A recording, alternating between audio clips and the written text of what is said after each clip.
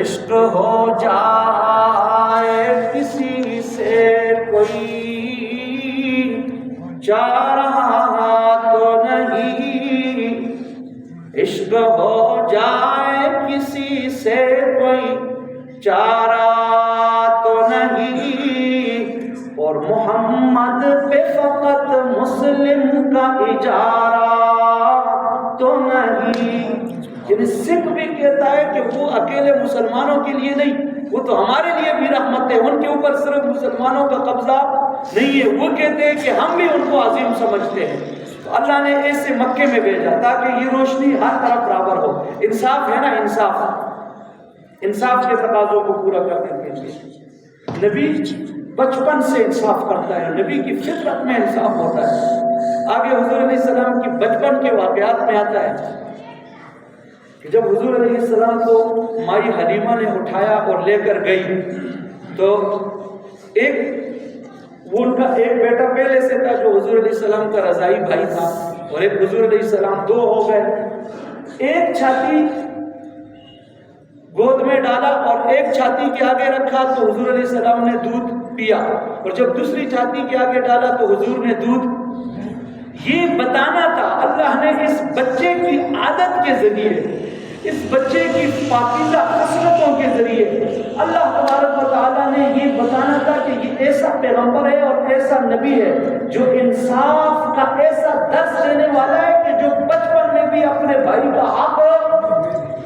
آج ہمارے جتنے جھگڑے ہیں نا، جھگڑے ہماری جتنی لڑائیاں ہیں، زیادہ تر لڑائیاں زمینوں کی ہیں، تو وہ جو سگے بھائیوں کے ساتھ زیادہ ہے، ایک مرلہ دو مرلے جگہ کے لیے لڑائی ہوگی، وہ پتھر اس طرف کرے گا کہ جی چلو جی تھوڑا میرا زیادہ ہو جائے، یہ بھائی کا حق مارتا ہے، بھائی سگے بھائی کا حق مارتا ہے۔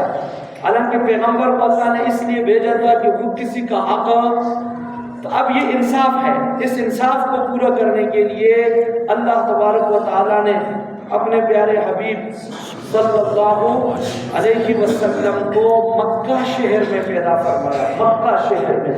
اور اس مکہ شہر میں پیدا کرنے کا مطلب یہ تھا کہ نبوت کے نور کی کرنیں، اور نبوت کے نور کا جو فیض ہے، اور پیغمبر کی تعلیم اور پیغمبر کے وجود کی جو برکات ہے، ان برکات کو اللہ تبارک و تعالیٰ نے قرہ ارضی میں برابر تقسیم کرنے کے لیے مکہ مکرمہ میں پیدا کیا۔ ایسا نہیں کہ دور دراز کسی ایسے علاقے میں ہوں جو مرکز حیثیت نہ رکھے، اور حضور علیہ السلام کے نور نبوت کی تقسیم میں لوگوں میں ناانصافی ہو جائے۔ اللہ تبارک و تعالیٰ نے مکے کا انتخاب کیا۔ پھر حضور علیہ السلام کی عظمت دیکھے، قرآن کریم میں اللہ تبارک و تعالیٰ نے قسم اٹھاتے ہیں، لا اقسم بهذا البلد، اللہ فرماتے ہیں مجھے شہر مکہ کی قسم۔ یا اللہ تو مکہ شہر کی قسمیں کیوں کھاتا ہے؟ انسان جب سوچتا ہے تو مکے کی اپنی فضیلتیں ہیں، مکے کی یہ فضیلتیں انسان سوچنے پہ مجبور ہوتا ہے کہ شاید اللہ نے مکے کی قسم اس لیے اٹھائی کہ مکے میں اللہ کا گھر خانہ کعبہ ہے۔ پھر انسان سوچتا ہے کہ مکے کی قسم اس لیے اٹھائی ہوگی کہ وہاں صفا مروہ ہے، مکے کی قسم اس لیے اٹھائی ہوگی کہ وہاں مقام ابراہیم ہے، مکے کی قسمیں اس لیے اٹھائی ہوں گی کہ وہاں انبیاء کی دھرتی ہے، مکے کی قسمیں اس لیے اٹھائی ہوں گی کہ اس شہر کو حضرت ابراہیم نے آباد کیا۔ اللہ فرماتے نہیں لا اقسم بهذا البلد وانت حل بهذا البلد، میں مکہ شہر کی قسمیں اس لیے نہیں اٹھاتا کہ یہاں خانہ کعبہ ہے، میں مکہ شہر کی قسمیں اس لیے نہیں اٹھاتا کہ اس کو حضرت ابراہیم نے تعمیر کیا، میں مکہ شہر کی قسمیں اس لیے نہیں اٹھاتا ہوں کہ یہاں صفا اور مروہ کی بابرکت پہاڑیاں ہے۔ یا اللہ تو پھر مکہ کی قسمیں تو کیوں اٹھاتا ہے؟ اللہ جواب دیتے ہیں وَأَنْتَ حِلٌّ بِهَذَا الْبَلَدِ، محبوب حب مکہ شہر کی قسمیں اس لیے اٹھاتا ہوں کہ مکہ شہر کی اس پاکیزہ دھرتی کو آپ کا قدم لگنے والا ہے۔ یعنی مکہ شہر کی عظمت اس وجہ سے کہ شہر مکہ حضور علیہ السلام کو وہاں قدم رکھے ہوئے ہیں، یہ حضور علیہ السلام کی شان ہے۔ اور بیت اللہ شریف میں بھی نماز پڑھ رہا ہوں اور امام صاحب قرآن کریم کی تلاوت کریں، کیا مزہ آتا ہے۔ قرآن کی نماز ادا ہو رہی ہے اور نماز میں قرات ہو رہی ہے اور اس میں یہ آ جائے لا اقسم بہذا البلد وانت حل، مکے میں کھڑا ہے، بیت اللہ شریف میں کھڑا ہے، خانہ کعبہ کے آگے کھڑا ہے اور امام کعبہ کے پیچھے کھڑا ہے اور اللہ کا یہ مبارک کلام وہ پڑھ رہا ہے لا اقسم بہذا البلد، اس شہر کی قسم میں اٹھاتا ہوں، اس لیے کہ وانت حل بہذا البلد۔ نماز ہم پڑھ رہے تھے تو قرات شروع کی امام صاحب نے اور قرآن کریم کی یہ سورت شروع کی لإیلاف قریش ایلافہم رحلۃ الشتاء والصیف۔ آپ خانہ کعبہ میں کھڑے ہو اور یہ قرات جاری ہو، کیا لطف آتا ہے۔ فَلْيَعْبُدُوا رَبَّ هَذَا الْبَيْتِ، عجیب یہ چیزیں ادھر جا کے سمجھ میں آ جاتی ہے۔ امام نماز پڑھا رہے ہیں، قرات شروع ہے اور کہتے ہیں اس نمازی نماز میں کھڑے ہیں، اسی مسجد حرام میں ہیں اور بیت اللہ شریف میں ہے، خانہ کعبہ کے بالکل سامنے ہے، میزاب رحمت موجود ہے، مقام ابراہیم موجود ہے، صفا مروہ کی پہاڑیاں موجود ہے، حضور کی نسبتیں موجود ہیں، اللہ کی تجلیات اور انوارات کا نزول موجود ہے اور قرآن کی نماز میں قرات ہو رہی ہے اور امام کی زبان پر اپنے مخصوص انداز میں قرآن کی جادوئی کشش کے ساتھ یہ آیت سامنے آ رہی ہے فَلْيَعْبُدُوا رَبَّ هَذَا الْبَيْتِ۔ لوگوں کو حکم ہے کہ وہ کون سے رب کی عبادت کرے جو اس گھر کا یعنی خانہ کعبہ کا پروردگار ہے۔ کیا لطف آتا ہے، کیا مزہ آتا ہے۔ اللہ تبارک و تعالیٰ نا سب کو نصیب فرمائے، آمین۔ ہمارے پاس مسئلہ ایک ہے اور ہمارے پاس گھر بنانے کے لیے بہت پیسے ہیں، ہمارے پاس شادیوں میں بے تحاشا دولت بٹانے کے لیے ایک ایک شادی پر جو خرچہ ہوتا ہے نا اس پہ کتنے حج ہو سکتے ہیں، بس آگے خود حساب لگائے۔ شادی کے لیے پیسے ہیں، جائز کے ناجائز رسم کے لیے پیسے ہیں، فائرنگ کے لیے پیسے ہیں، لاکھوں کے حساب سے اڑانے کے لیے، اور میراثیوں پر لٹانے کے لیے پیسے ہیں۔ نہیں ہے تو کس کے لیے نہیں؟ حج کسی سے پوچھو۔ ہمارے معاشرے میں خصوصیت کے ساتھ ایک چیز کی جو بہت بڑی کمی ہے وہ یہ ہے کہ حج اللہ تعالیٰ کا کتنا انعام ہے، کتنا کرم ہے اللہ کا، اتنے لوگوں پر حج فرض ہے، لیکن حج کی ادائیگی کے حوالے سے ایک تو یہ کوتاہی ہے کہ کرتے نہیں ہیں، صاحب حیثیت ہو کر بھی حج کے لیے کوئی پروگرام آگے پیچھے کرتے نہیں ہے کہ یار ہم نے حج ادا، کوئی سوچتے نہیں ہے کہ حج بھی کوئی عبادت ہے، اسلام کا 5 رکن ہے، کیا؟ حج بیت اللہ۔ اللہ جس کو نصیب کرتا ہے، یہ کوئی معمولی باتیں نہیں ہیں یہ، اور اسی کو اللہ بلاتا ہے جس پہ پیار کی نظر اللہ ڈالتا ہے۔ ہم اپنے گھر میں اس شخص کو دعوت دیتے ہیں، بلاتے ہیں جس سے ہم پیار کرتے ہیں، محبت کرتے ہیں، جو ہمیں اچھا نہیں لگتا ہے بازار میں بھی سلام نہیں کرتے تو گھر میں پھر کبھی بھی ایسے ہی اللہ کی بات ہے۔ اور جا رہے تھے نا ایک ملازم کے ساتھ ایک امیر کبیر آدمی جا رہا ہے، راستے میں جاتے جاتے نماز کا ٹائم ہو گیا تو ملازم نے اجازت مانگی اپنے مالک سے کہ جی میں نماز پڑھوں۔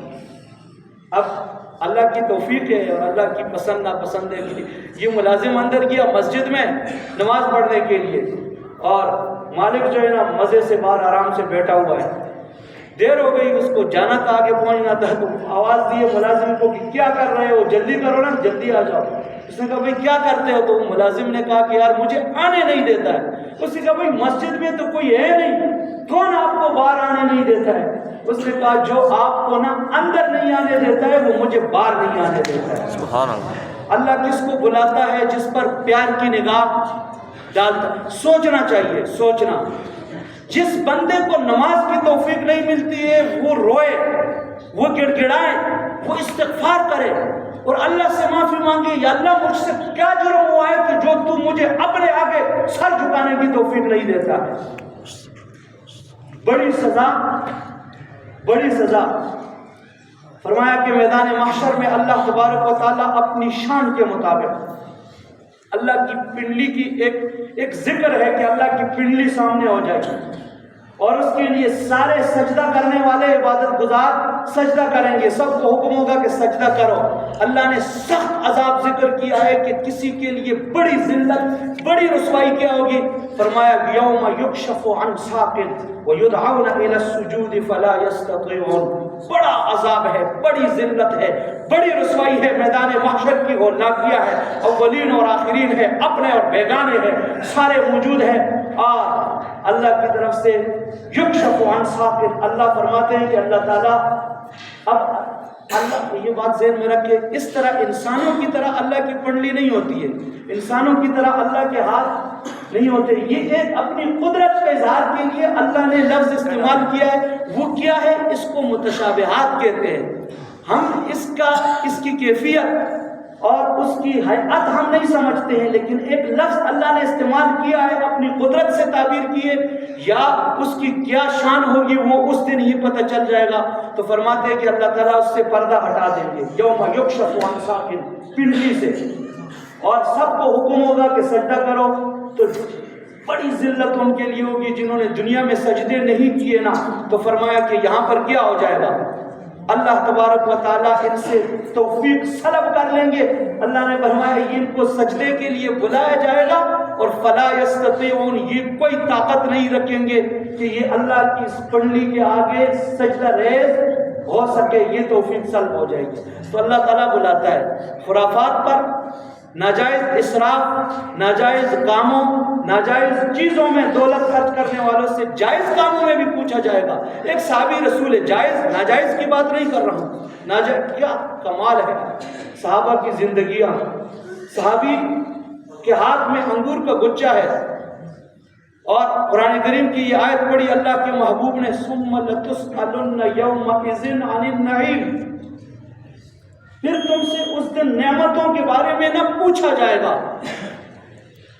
تو صحابی نے عرض کیا اللہ کے نبی، یہ جو انگور کا گچھا میرے ہاتھ میں ہے اور میں کھا رہا ہوں، اس کا بھی پوچھا جائے گا؟ تو حضور نے فرمایا ہاں، اس کا بھی حساب دینا ہے۔ صحابی نے ادھر پھینکا اور میدان جہاد میں پہنچے اور جام شہادت نوش کر کے اللہ کے پاس پہنچے۔ یہ صحابہ کی شان ہے، اس طرح ان کی زندگیاں ہیں۔ ان کے گھر کچے ہیں، ان کا ایمان پختہ تھا، ان کے گھر کچے تھے، ان کی غیرت اور ان کی حمیت پختہ تھی۔ وہ اس لیے نہیں، دین پہ لٹانے کے لیے ہر چیز حاضر تھی۔ بات ادھر سے چلی تھی، میں خانہ کعبہ کی بات کر رہا تھا کہ اللہ اس شیر کی کیوں قسمیں اٹھا رہا ہے۔ اس لیے اللہ سب کو، جن کو اللہ نے توفیق دی ہے نا، اور جو صاحب حیثیت ہے، وہ کبھی بھی حج میں کوتاہی نہ کرے۔ دنیا کی دولت آنی جانی چیز ہے، اور یہ اللہ نے اس لیے دی ہے، اور خدا کی قسم ہے بھی وہی چیز انسان کی اپنی ہے نا، جو اللہ کے لیے خرچ کرتا ہے، جو بچا بچا بچا کے ہم رکھتے ہیں نا، یہ اپنی چیز نہیں ہے۔ بزرگ ایک جملہ فرمایا کرتے ہیں، ایک آدمی مالدار ہے اور ایک مال کا چوکیدار ہے۔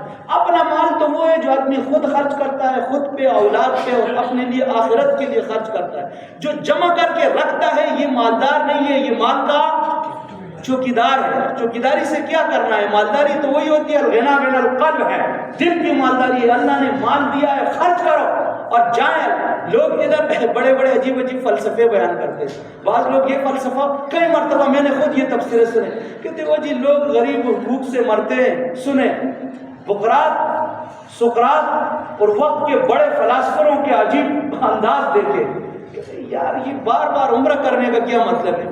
لوگ بھوک سے مرتے ہیں، یہ بار بار عمرہ کرنے جاتے ہیں۔ اور خدا کے بندو، یہ تبصرہ کرو کہ شادیوں میں شیطان کے نام پہ کتنا خرچ کرتے ہیں، غریب بھوک سے مرتا ہے، پھر تو مزہ آ جائے۔ اللہ کے گھر اور اللہ کی محبت میں لٹانے والوں کو یہ ترغیب ہے کہ وہ کام مت کرو۔ ہماری زبانوں پر مہر لگ جاتی ہے، مہر، برائی کے خلاف بولتے ہوئے زبان پر مہر لگ جاتی ہے۔ یہ کہو کہ مزہ آ جائے، شادیوں میں فضول مت خرچ کرو، اور بدماشیوں پہ مت خرچ کرو، نمائش پہ مت خرچ کرو۔ ہم تو دین کے جو کام بھی کرتے ہیں وہ بھی نمائشی کرتے ہیں، اور ان چیزوں سے کہ جس آدمی کی نیت یہ ہو میں یہ کام کرتا ہوں تاکہ لوگ مجھے اچھا کہیں، اللہ تعالیٰ اس پر اس کو کوئی اجر بھی، اخلاص، نیت خالص اللہ کی رضا کے لیے۔